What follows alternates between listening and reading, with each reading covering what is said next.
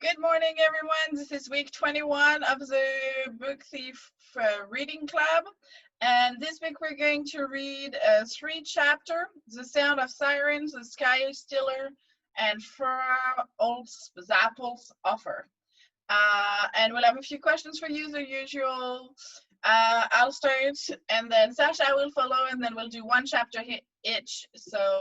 And that will be it for today. If you have any questions, don't hesitate to write to us in the comments.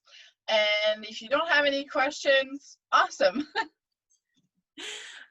Bonjour, c'est notre 21e semaine du club de lecture pour la voleuse de livres. Et aujourd'hui, on va vous lire 3 chapitres. Le son de sirène, le voleur de ciel et la proposition de Frau Holtzapfel. Et ensuite, comme d'habitude, on aura des questions. Et s'il vous plaît, si vous voulez, répondez dans les commentaires. Julie va commencer. On va partager le premier chapitre et ensuite, on va lire un chapitre à chacun. Et à Julie, commencez. The Sound of Sirens. With a small collection of money Hans had earned in the summer, he brought home a second-hand radio. This way, he said, we can hear when the raids are coming, even before the sirens start. They make a cuckoo sound and then announce the regions at risk. He placed it on the kitchen table and switched it on. They also tried to make it work in the basement for Max, but there was nothing but static and severed voices in the speakers. In September, they did not hear it as they slept. Either the radio was already half broken, or it was swallowed immediately by the crying sound of sirens. A hand was shoved gently at Liesel's shoulder as she slept. Papa's voice followed it in, afraid. Liesel, wake up, we have to go. There was a disorientation of interrupted sleep, and Liesel could barely decipher the outline of Papa's face. The only thing truly visible was his voice. In the hallway, they stopped. Wait, said Rosa. Through the dark, they rushed to the basement. The lamp was lit. Max edged out from behind the paint cans and drop sheets. His face was tired, and he hitched his thumbs nervously into his pants. Time to go, huh? Hans walked to him. Yes, time to go. He shook his hand and slapped his arm. We'll see you when we get back, right? Of course. Rosa hugged him, as did Liesel. Goodbye, Max. Weeks earlier, they discussed whether they should all stay together in their own basement, or if the 3 of them should go down the road to a family by the name of Fiedler. It was Max who convinced them. They said it's not deep enough here. I've already put you in enough danger. Hans had nodded. It's a shame we can't take you with us. It's a disgrace. It's how it is. Outside, the sirens howled at the houses, and the people came running, hobbling, and recoiling as they exited their homes. Night watched. Some people watched it back, trying to find the tin can planes as they drove across the sky. Himmel Street was a procession of tangled people, all wrestling with their most precious possessions. In some cases, it was a baby. In others, a stack of photo albums or a wooden box. Liesel carried her books between her arms and her ribs. Frau Holtzapfel was heaving a suitcase, laboring on the footpath with bulbous eyes and small stepped feet. Papa, who had forgotten everything, even his accordion, rushed back to her and rescued the suitcase from her grip. Jesus, Mary, and Joseph, what have you got in here? He asked. An anvil? Frau Holtzapfel advanced alongside him. The necessities. The Fiedlers lived 6 houses down. They were a family of 4, all with wheat-colored hair and good German eyes. More important, they had a nice deep basement. 22 people crammed themselves into it, including the Steiner family, Frau Holtzapfel, Pfiffikus, a young man, and a family named Jensen. In the interest of civil environment, Rosa Huberman and Frau Holtzapfel were kept separated though some things were above petty arguments. One light globe dangled from the ceiling, and the room was dank and cold. Jagged walls jutted out and poked people in the back as the students spoke. The muffled sound of sirens leaked in from somewhere. They could hear a distorted version of them that somehow found a way inside. although creating considerable apprehension about the quality of the shelter. At least they could hear the 3 sirens that would signal the end of the raid and safety. They didn't need a Luftschutzwart, an air raid supervisor. It wasn't long before Rudy found Liesel and was standing next to her. His hair was pointing at something on the ceiling. Isn't this great? She couldn't resist some sarcasm. It's lovely. Oh, come on, Liesel, don't be like that. What's the worst that can happen apart from all of us being flattened or fried or whatever bombs do? Liesel looked around, gauging the faces. She started compiling a list of who was afraid. The hit list. Number 1, Frau Holtzapfel. Number 2, Mr. Fiddler. Number 3, the young man. Number 4, Rosa Huberman. Frau Holtzapfel's eyes were trapped open. Her wiry frame was stooped forward, and her mouth was a circle. Her fiddler busied himself by asking people, sometimes repeatedly, how they were feeling. The young man, Rolf Schultz, kept to himself in the corner, speaking silently at the air around him, castigating it. His hands were cemented into his pockets. Rosa rocked back and forth ever so gently. Liesel, she whispered, come here. She held the girls from behind, tightening her grip. She sang a song, but it was so quiet that Liesel could not make it out. The notes were born on her breath, and they died at her lips. Next to them, Papa remained quiet and motionless.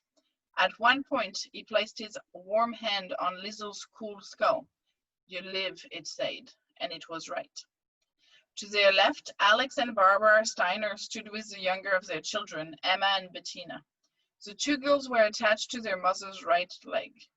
The oldest boy, Kurt, stared ahead in a perfect Hitler-Youth stance, holding the hand of Karen, who was tiny, even for 7 years. The 10-year-old Anna-Marie played with the pulpy surface of the cement wall.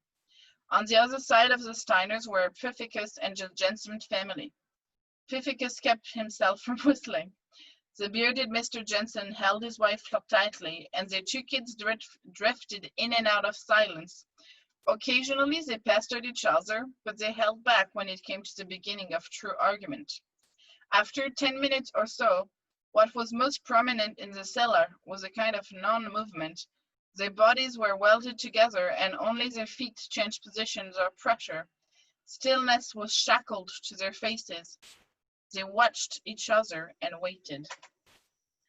Définition numéro 3 du dictionnaire Duden. Angst, peur, émotion pénible et souvent forte, causée par l'anticipation ou la prise de conscience d'un danger. Synonyme, terreur, horreur, panique, frayeur, alarme. On disait que dans d'autres abris, on chantait Deutschland über alles, ou que des gens discutaient parmi les relents aigres de leur propre haleine. Ce n'était pas le cas dans l'abri des Fiddlers. Là, il n'y avait que la crainte et de l'appréhension et la chanson morte sur les lèvres cartonneuses de Rosa Huberman. Un peu avant que les sirènes ne signalent la fin de l'alerte, Alex Steiner, l'homme au visage impassable, demanda doucement aux 2 petites de quitter les jupes de leur mère et de venir près de lui. Il put tendre la main et prendre à tâtons celle de Kurt, qui, toujours stoïque, regardait droit devant lui et serra un peu plus fort celle de sa sœur. Bientôt, tous les occupants de la cave se tinrent par la main et le groupe d'Allemands forma un cercle grumeleux. Les mains froides se mêlèrent aux mains chaudes et parfois, sous la peau pâle, le pouls du voisin fut perceptible. Certains fermaient les yeux dans l'attente d'une mort prochaine ou dans l'espoir du signal annonçant la fin de l'alerte. Méritaient-ils mieux, tous ces gens? Combien parmi eux avaient-ils activement persécuté d'autres personnes, enivrés par le regard d'Hitler, répétant ses phrases, ses paragraphes, son œuvre? Rosa Huberman était-elle responsable, elle qui cachait un juif? Et Hans, méritaient-ils tous de mourir? Les enfants? J'aimerais beaucoup connaître la réponse à chacune de ces questions, même si je ne peux me prêter à ce jeu. Ce que je sais, c'est que ce soir-là, tous ces gens ont senti ma présence, à l'exception des plus jeunes. J'étais la suggestion, j'étais le conseil, tandis que dans leur imagination, J'arrivais dans la cuisine et avançais dans le couloir. Comme c'est souvent le cas avec les humains, quand j'ai lu ce qu'a écrit sur eux la voleuse de livres, je les ai pris en pitié. Pas autant néanmoins que ce que je ramassais à cette époque dans les différents camps. Les Allemands terrés dans ce sous-sol étaient dignes de pitié, sans aucun doute, mais au moins ils avaient une chance. Ce sous-sol n'avait rien d'une salle d'eau. On ne les envoyait pas sous la douche. Pour eux, l'existence pouvait encore se poursuivre. Dans le cercle irrégulier qu'ils formaient, les minutes s'écoulèrent au compte-gouttes. Liesel tenait la main de Rudy et celle de sa maman. Une seule pensée l'attristait. Max. Comment Max survivrait-il si les bombes tombaient sur la rue Himmel? Elle examina le sous-sol de Fiedler. Il était plus solide et visiblement plus profond que celui du numéro 33. Elle posa une question muette à Hans.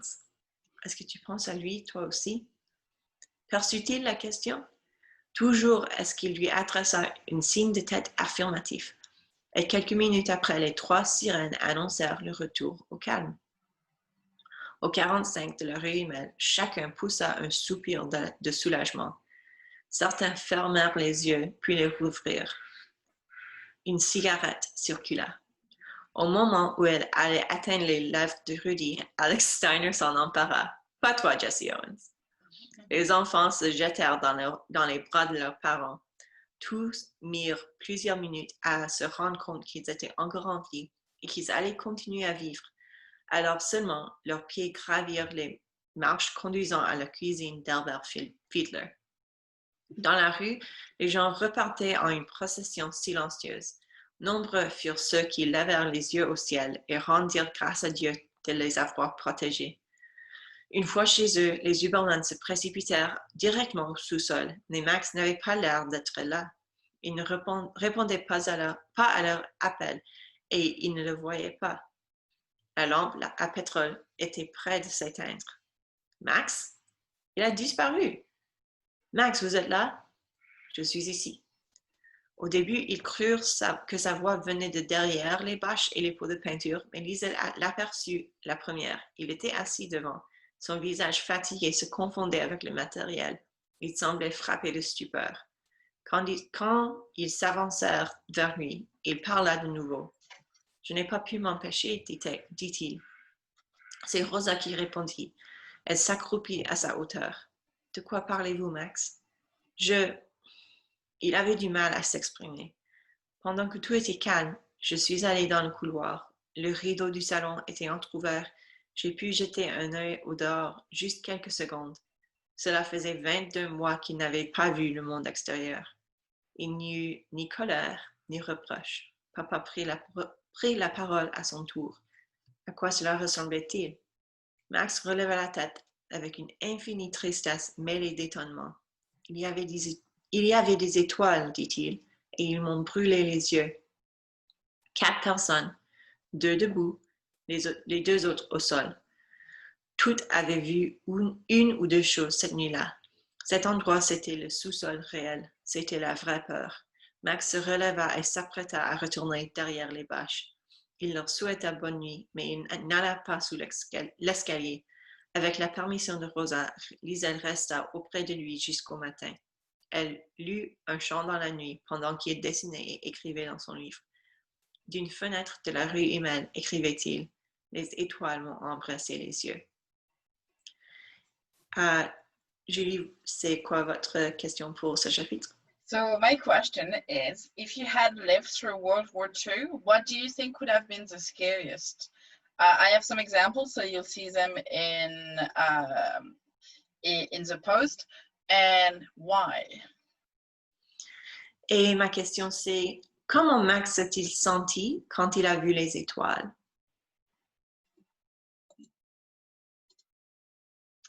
The Sky Stealer. The first raid, as it turned out, was not a raid at all. Had people waited to see the planes, they would have stood there all night. That accounted for the fact that no cuckoo had called from the radio. The Molking Express reported that a certain flag tower operator had become a little overexcited. He'd sworn that he could hear the rattle of planes and see them on the horizon. He sends a word. He might have done it on purpose, Hans Suberman pointed out.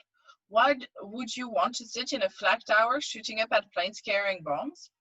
Sure enough, as Max continued reading the article in the basement, it was reported that the man with the outlandish imagination had been stood down from his original duty. His fate was most likely some sort of service elsewhere. Good luck to him, Max said. He seemed to understand as he moved on to the crossword. The next raid was real. On the night of September 19th, the cuckoo called from the radio, and it was followed by a deep, informative voice. It listed Malking as a possible target. Again, Himmel Street was a trail of people, and again Papa left his accordion. Rosa reminded him to take it, but he refused. I didn't take it last time, he explained, and we lived.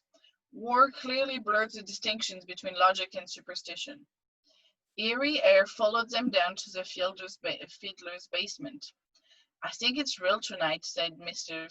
Fiddler, and the children quickly realized that their parents were even more afraid this time around. Reacting the only way they knew, the youngest of them began to wail and cry as the room seemed to swing.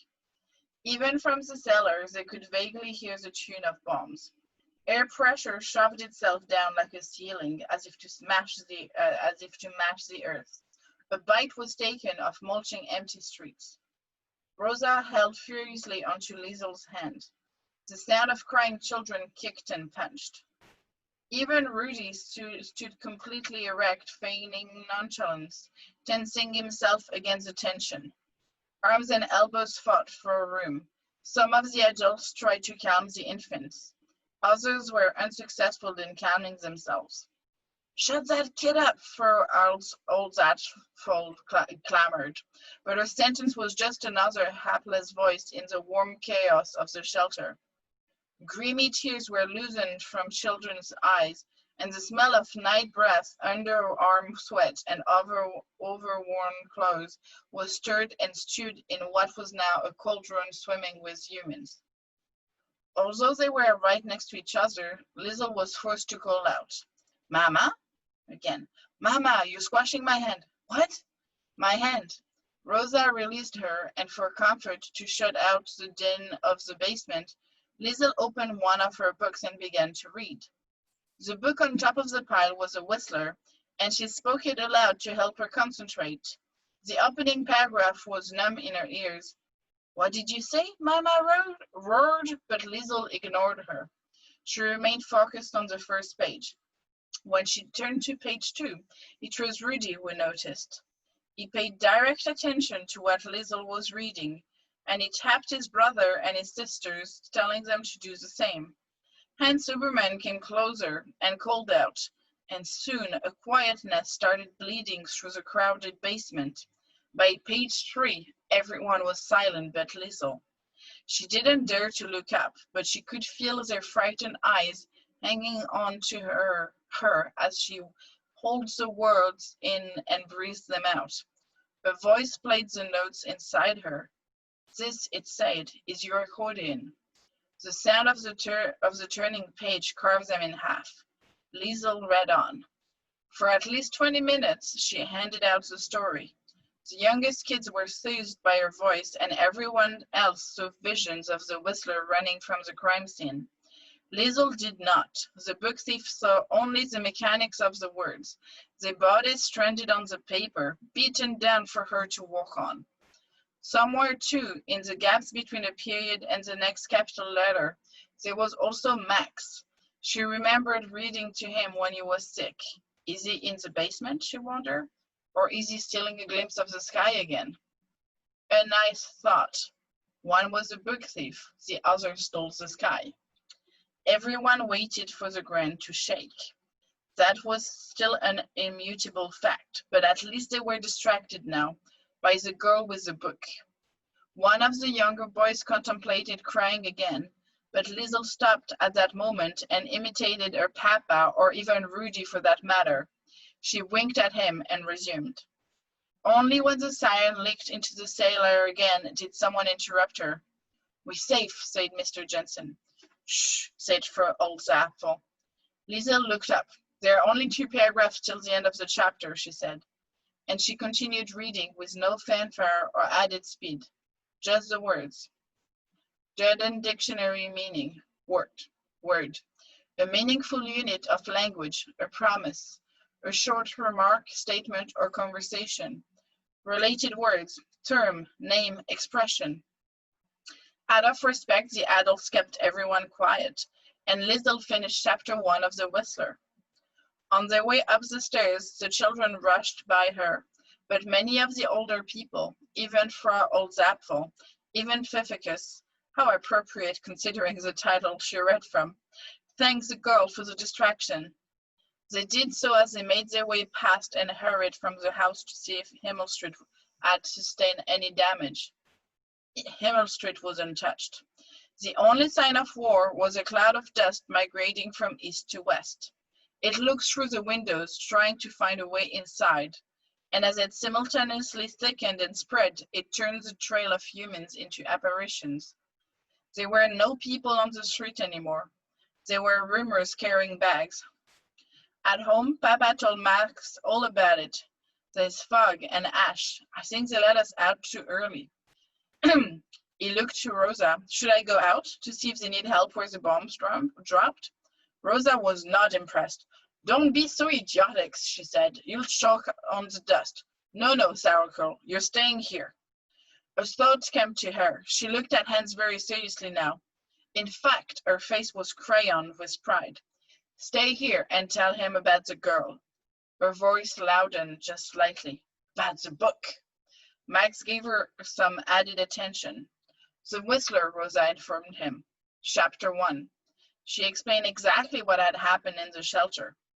As Liesel stood in a corner of the basement, Max watched her and rubbed a hand along his jaw. Personally, I think that was the moment he conceived the next body of works for his sketchbook, the word shaker. He imagined the girl reading in the shelter. He must have watched her literally handing out the words. However, as always, he must also have seen the shadow of Hitler.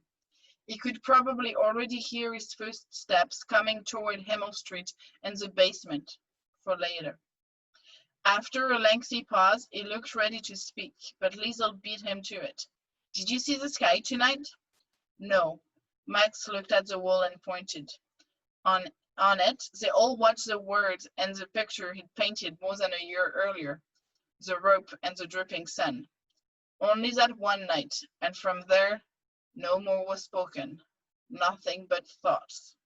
Max, Hans, and Rosa, I cannot account for.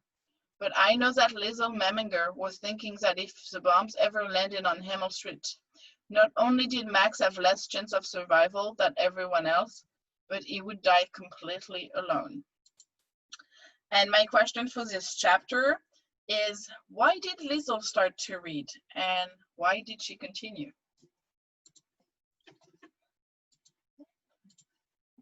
Go. La proposition de Frau Holtzapfel. Au matin, on alla inspecter les dégâts.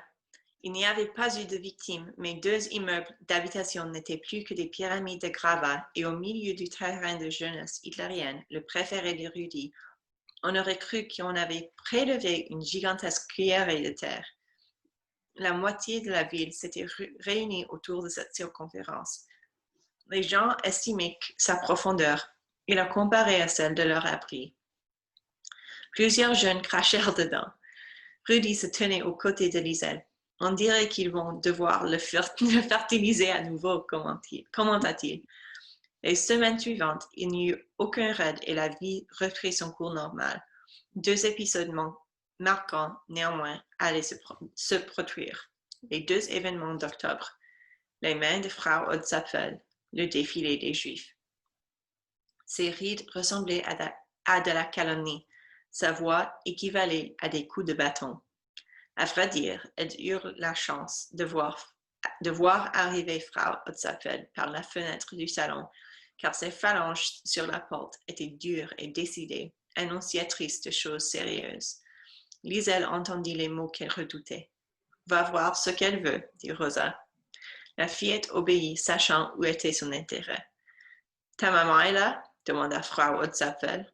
La cinquantaine sèche et rigide, comme si elle était faite de fil de fer. Elle se tenait sur le perron et regardait de temps à autre dans la rue. « Est-ce que ta truie de mère est là ?» Liesel fit demi-tour et appela Rosa. Définition numéro 5 du dictionnaire Luden. Gelegenheit, opportunité, occasion d'avancement ou de progrès. Synonyme, perspective, ouverture, chance. Rosa arriva rapidement. « Qu'est-ce que vous voulez? Vous avez l'intention de cracher sur le sol de ma cuisine en plus ?» Frau Holtzapfel ne fut pas le moins du monde impressionnée. « C'est comme ça que vous accueillez des gens qui sonnent à votre porte? Quel Schneider !» Liesel avait le malheur d'être coincée entre les deux femmes. Rosa la repoussa. « Alors, vous allez me dire ce qui vous amène, oui ou flûte ?» Frau Holtzapfel jeta à nouveau un coup d'œil dans la rue. « Je viens faire une proposition. » Maman passa d'un pied sur l'autre. « Tiens donc. »« Pas à vous, » répondit son interlocutrice, comme si c'était une évidence. Puis elle se tourna vers Liesel. « À toi. Dans ce cas, pourquoi voulez-vous me voir? J'ai besoin de votre autorisation. » « Oh là là, pensa Liesel, il ne manquait plus que ça. Qu'est-ce que la Holtzapfel peut bien me vouloir?